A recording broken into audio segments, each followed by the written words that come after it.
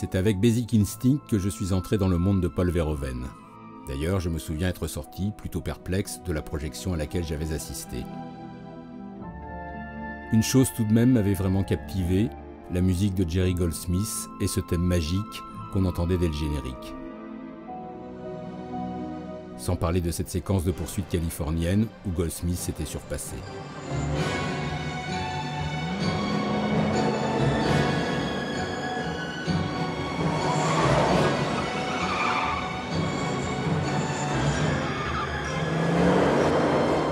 Un Jerry Goldsmith que j'ai retrouvé quelques années plus tard chez Verhoeven, très exactement dans Hollow Man, où ce thème typique accompagnait une sorte de tuto sur le masque de l'homme invisible.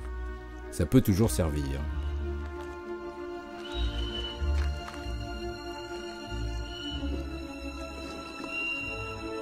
Un homme invisible qui aimait visiblement le hard rock.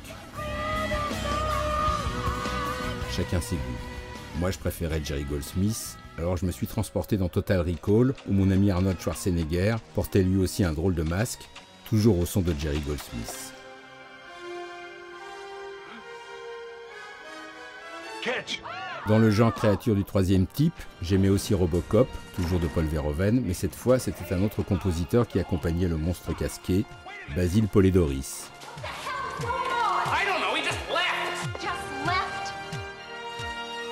Basil Poledouris qui avait lui aussi fait un bout de chemin avec Verhoeven, en particulier dans Starship Troopers, où d'autres Robocop combattaient une autre sorte de monstre, un insecte géant bien dégoûtant.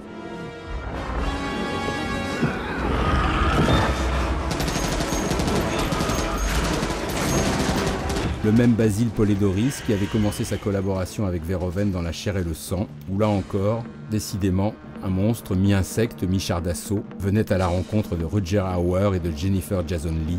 Ça avait de la gueule ou je m'y connais pas.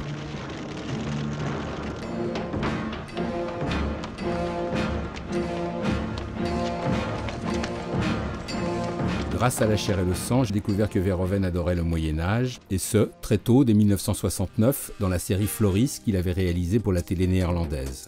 Il y avait déjà Rutger Hauer, et une musique bien différente, légère et décalée, bien comme il faut. Sacré Verhoeven.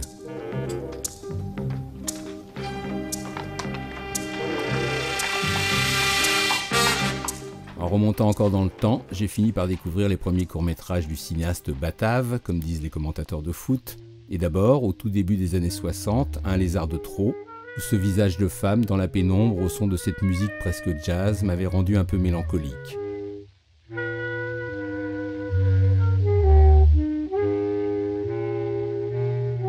Mais enfin, chez Verhoeven, la mélancolie est plutôt rare, et dans rien de particulier, le cinéaste avait choisi pour mon plus grand plaisir le Seigneur Blues d'Horace Silver, qui créait une vraie tension entre ces deux jeunes gens en noir et blanc.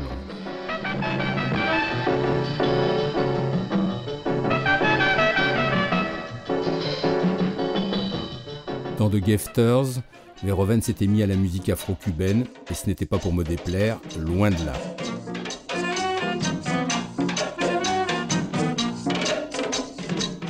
Quant à La Fête, c'était le nom de cet autre court-métrage de Paul Verhoeven, on pouvait y entendre cette petite musique très sympathique qui m'avait donné envie de retourner au lycée.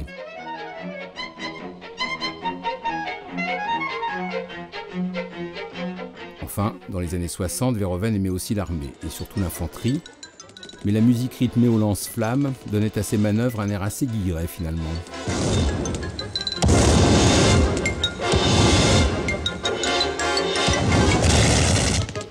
Pour Le Lutteur, son dernier court-métrage, au début des 70s, la couleur avait fait son apparition en même temps qu'une musique rythmée qui annonçait déjà autre chose.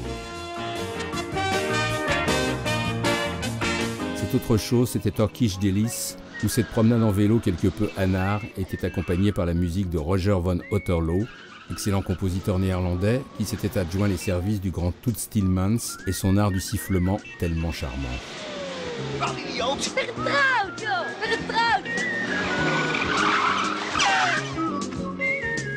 Dans Spetters, Verhoeven avait troqué le vélo pour la moto, et là, question musique, ça bastonnait un peu plus.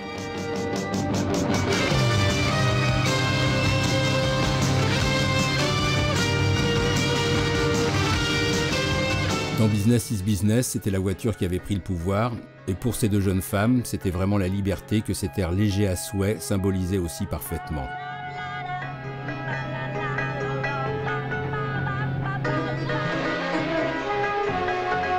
Ce qui n'empêchait pas Verhoeven d'aimer aussi la petite musique de nuit de Mozart.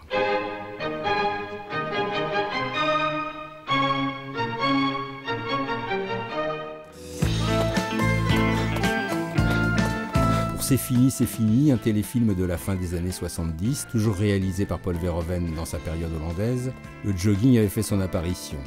Et qui dit jogging, dit musique pour s'encourager. J'étais à deux doigts de me joindre à eux. Dans Le Quatrième Homme, l'ambiance était bien différente. Musique anxiogène et accident à la Cronenberg, Verhoeven était décidément sur tous les fronts.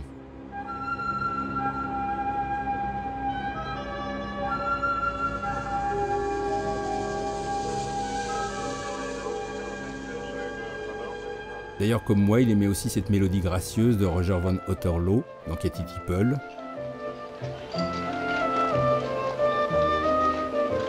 Le même Roger von Otterlo, décidément très talentueux, qui avait signé cette musique sombre dans Soldier of Orange et ses tons verts et bleus, dans un style qui m'avait rappelé que la Hollande était aussi un pays de peinture.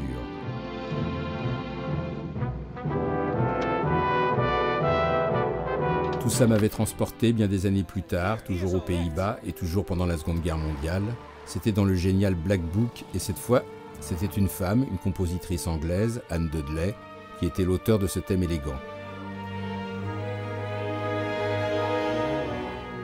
Anne Dudley, que Paul Verhoeven avait retrouvée quelques années plus tard en France, dans Elle, où elle transmettait à une autre femme, Isabelle Huppert, une sensation rampante et quelque peu anxiogène.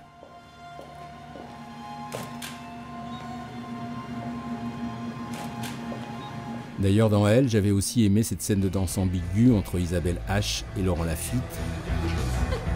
Quelque chose me disait que ces deux-là formaient un couple mal assorti. Contrairement à Michael Douglas et la grande Sharon Stone dans Basic Instinct, qui se livraient à une chorégraphie de première catégorie, je ne vous dis que ça.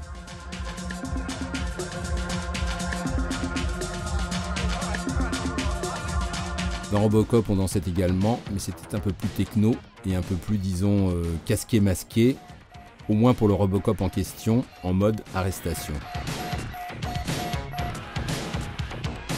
Mais parmi les scènes de danse verhoeveniennes, celle que je préférais, c'était celle de Spetters, où une rivalité travoltienne unissait ces deux jeunes gens. Si vous avez un faible pour le premier, tapez 1. Et si vous préférez le deuxième, bah, tapez 2.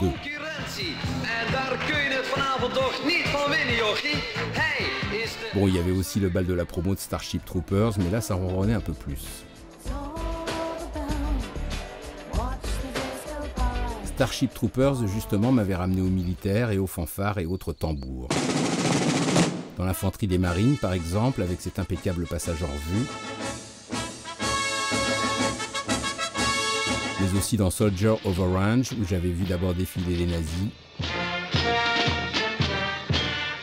avant de retrouver un peu soulagé la libération et une autre fanfare plus sympathique. Tout comme dans Black Book, enfin Verhoeven aimait aussi la Marseillaise, et oui, mais en néerlandais s'il vous plaît. Une Marseillaise qui, comme dans Un retour aux origines, était un vrai chant révolutionnaire dans Katy Tipple. Enfin, ça ne l'empêchait pas de revenir à l'occupation nazie, avec cette scène où la magnifique Carice von Houten chantait Contrainte et forcée en allemand,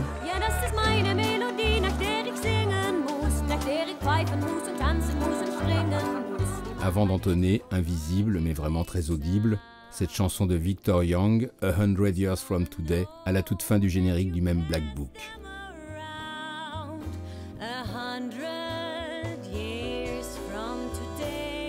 Décidément, cette Carice von Houten avait de la classe, c'est moi qui vous le dis. Sinon, dans le genre spectacle vivant, j'aimais bien ce numéro de cabaret légèrement emplumé dans Katy Tipple.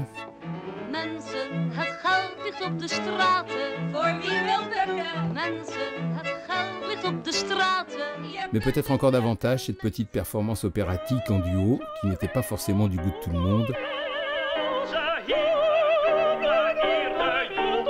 peut se comprendre.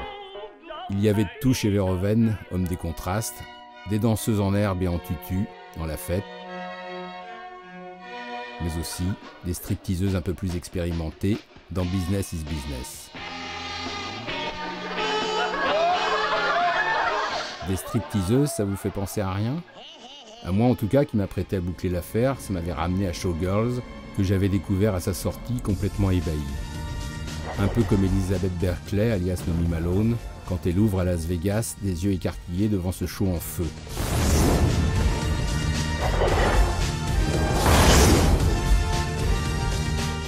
La même Elizabeth Berkley qui passait à l'action quelques temps plus tard, avec une énergie époustouflante qui ne m'avait pas laissé indifférent.